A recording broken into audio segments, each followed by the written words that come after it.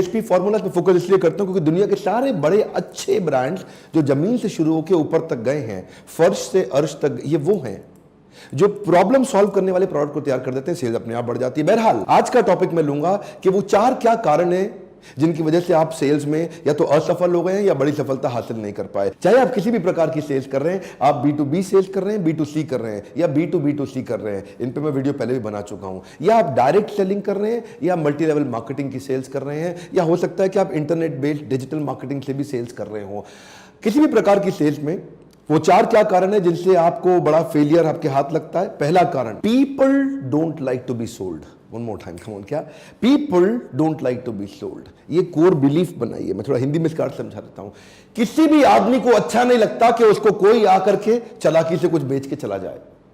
ये दुनिया में किसी को, इस बात को दिमाग में छाप लीजिए, इस बात को ना किसी तरीके से अपनी कंपनी में, अपने लोगों में घुसा दीजिए कि people don't like to be sold, people like to be help. थोड़ा कड़वा और कठोर उदाहरण दूं, you don't get married to a total stranger, you don't give a French kiss to a total stranger, you don't sleep on bed with a total stranger। जो आदमी पहली बारी मिला उसके साथ आप बड़े डिसीजंस कभी नहीं ले सकती हैं, right? Would you agree with me? देखिए ध्यान दीजिए, ऐसे ही अगर जो आदमी पहली बारी मिला वो भी माल बेचने की कोशिश करता है, और जो लड़का लड़की से पहली बारी मिला, पहली बारी मिलते ही बहुत फिजिकली इंटीमेट होने की कोशिश करता है, दोनों लोग एक जैसे डेस्परेट नजर आते हैं। जबरदस्ती माल बेचता है जो पहली बारी में, वो भी डेस्परेट नजर आता है। जबरदस्ती एक लड़की के साथ उसको तंग करने की कोशिश करता है, फिजिकल इंटीमेसी दिखाने की कोशिश करता है, वो भी डेस्परेट नजर आता है।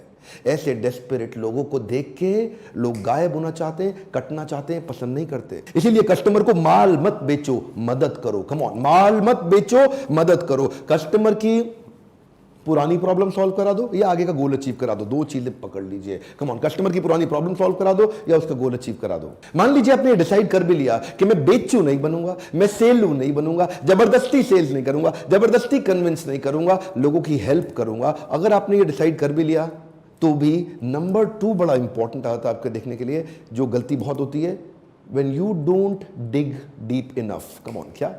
When you don't dig deep enough। आप जबरदस्ती मदद नहीं कर सकते किसी की, पहले आपको जानना पड़ेगा उसको मदद चाहिए क्या। एक बार कुछ बच्चे क्लास में लेट पहुंचे, मास्टर जी बोले, अरे बच्चों लेट काहे हो गए? अरे मास्टर जी, वो बूढ़ी औरत को सड़क पार करा रहे थे। अबे तो आधा घंटा लेट कैसे हो गए? मास्टर जी, वो सड़क पार करने को मान नहीं रही थी। जबरदस्ती कस्टमर को गलत सड़क पार मत कराओ। कस्टमर की मदद करनी है तो पहले जानो उसको मदद चाहिए क्या है। प्रोस्पेक्टिंग, प्रेजेंटिंग और पोजिशनिंग करने से पहले उसकी नीड ढूंढिए और नीड को हेल्प में कन्वर्ट करिए। प्रोडक्ट तो बाद में आता है जी, प्रोडक्ट पहले नहीं आता पिक्चर के अंदर। पहले उसकी नीड आती है, फिर आप सोचते हो कि मैं इस नीड में इसकी कैसे हेल्प करूं। उसको बोलते हैं कंसल्टेटिव सेलिंग। कंसल्टेटिव सेलिंग का मतलब क्या? पहले कंसल्ट करोगे सामने वाले, सबसे पहले कुछ चर्चा करोगे, समझोगे उसको चाहिए क्या है, उसके बाद। तो पहला स्टेप क्या था? People don't like to be sold. दूसरा स्टेप क्या है? You did not dig deep enough. इसमें आपने उसका नीड भी जान लिया, उसका वांट भी जान लिया, उसका गोल भी जान लिया, उसका प्रॉब्लम भी जान लिया। अब आप प्रोडक्ट देने की जैसी कोशिश करेंगे। तीसरे स्टेप में ध्यान दीजिए, कहीं गलती ना हो जाए। इसको बोलते हैं आइडेंटिफाई और KDM। KDM का मतलब क्या है? की डिसीजन मेकर। जिसको आप माल बेच रहे हैं उसके पास डिसीजन लेने की एबिलिटी है भी कि नहीं है। कई बार you are talking to a wrong person. आप गलत आदमी के साथ दीवार पे धक्का लगा रहे हैं। दीवार पे धक्का नहीं लगाते, दरवाजे पे लगाते। देखिए 5 तरह के लोग होते हैं जो आपका माल खरीदते हैं। पहला होता है इनिशिएटर, दूसरा इन्फ्लुएंसर, तीसरा डिसाइडर, ये डिसीजन लेता है, और चौथा बायर, ये खरीद के आता है, पांचवा कंज्यूमर, जो बाद में यूज करता है उस प्रोडक्ट को। अब 5 प्रकार के लोगों में आप टारगेट किसको कर रहे हैं और आपके बिजनेस में किसको टारगेट करना जरूरी है।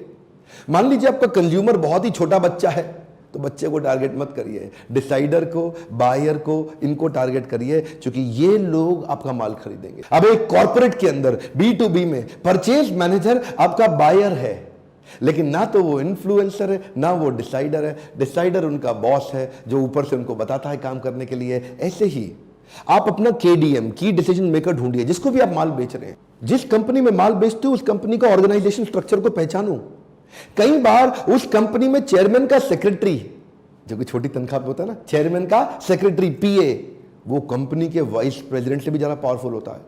ऑर्गेनाइजेशन स्ट्रक्चर के अंदर घुसना पड़ता है, आपको कस्टमर को पहचानना पड़ता है कि इनमें डिसीजन मेकर कौन है। अरे साड़ी बेचने वाला भी जब साड़ी बेचता है ना, तो वो देखता है सास भी आई है, बहू भी आई है, ननद भी आई है, वो देखता है यहाँ चलती किसकी है। सास की ज़्यादा चल रही है, बहू की ज़्यादा चल रही है, ननद की ज़्यादा चल रही है, जिसकी चल रही है फिर साड़ी उसके आगे रख देता है। आप बताइए कौन सी ठीक है, उसको मालूम है ये डिसीजन ले लेगी, माल तुरंत बिक जाएगा। इस तरह अपना probable customer, probable purchaser finalise करिए। ये प्रोबेबल कस्टमर क्या होता है? अगर आपने हार्ले डेविडसन बेचनी है, हार्ले डेविडसन बेचने के लिए कम समय में ज्यादा लोगों को दिखाओ, तो क्या करो, अब मुंबई में धारावी है, एशिया की सबसे बड़ी झोपड़पट्टी, वहां जाके ले जाओ। बहुत सारे लोग आपकी एक ही बार बाइक देख लेंगे, वो हार्ले डेविडसन, वो देखेंगे भी ऐसे कि पता नहीं क्या आ गया है। थोड़ी देर बाद बाइक का खाली टायर बचेगा, हो सकता है कई चीजें गायब हो जाएं उसमें से। अरे वो आपका परचेजर है ही नहीं। समराइज कर देते हैं जी क्विकली, चौथे स्टेप जो आने वाला है उससे पहले मान लीजिए आपने पहले 3 स्टेप ठीक कर लिए। आपने सामने वाले को बेचने की जगह मदद करा, उसकी नीड एनालिसिस कर लिया, आपने गहरा खोद के समझ लिया कंसल्टेटिव अप्रोच से कि उसकी एक्चुअल जरूरत क्या थी, और डिसीजन मेकर भी मिल गया। लेकिन आपको सामने वाले के बजट का पता ही नहीं, unclear about the budget bracket. ये भी बड़ा डेंजरस है सर। कुछ लोग ऐसे होंगे, वो ना तो पैसा खर्च कर सकते हैं ना पैसा खर्च करना चाहते हैं, एकदम बाहर कर दो उनको अपने चैप्टर से। कुछ ऐसे हैं जो पैसा खर्च कर सकते हैं और करना चाहते भी हैं, ये आपका परफेक्ट कस्टमर है, इसको एकदम ओके कर दो। अब बीच के बचे 2, एक वो जो खर्च कर सकते हैं लेकिन चाहते नहीं है जी, तो उनको आपको ना, अभी तक इसका मतलब नीड एनालिसिस ठीक नहीं हुआ, वो कस्टमर आपसे कनेक्ट ही नहीं हुआ, उसके बाद पैसा है लेकिन खर्च करना नहीं चाहता। उसका यही कारण है कि अभी तक आपने डिग डीप करके उसकी प्रॉब्लम को नहीं समझा। एक और बचा, ये क्या है जी, ये खरीदना तो चाहता है लेकिन उसके बाद पैसा है नहीं। तो इसके साथ आप बैठ के मदद करें कि कहाँ से फाइनेंस मिलेगा, इसको किधर से लोन मिलेगा, कोई ईएमआई की स्कीम आ जाएगी, कोई पार्टनर स्कीम आ जाएगी जिससे वो खरीद लेगा। आपको सामने के बजट ब्रैकेट को समझना पड़ेगा। 4 कैटेगरी थी, जो पैसा खर्च कर सकता है लेकिन करना नहीं चाहता, करना चाहता है लेकिन पैसा है नहीं, ना करना चाहता है ना है और करना भी चाहता है। तो 4 प्रकार की कैटेगरी थी। इन कैटेगरी से आप बजट ब्रैकेट आइडेंटिफाई करिए, ये 4 गलती मत करिए, सेल्स तुरंत बढ़ेगी। यकीन मानिए सेल्स करना दुनिया का सबसे आसान काम है, अगर आपको समझ में आ जाए करना कैसे।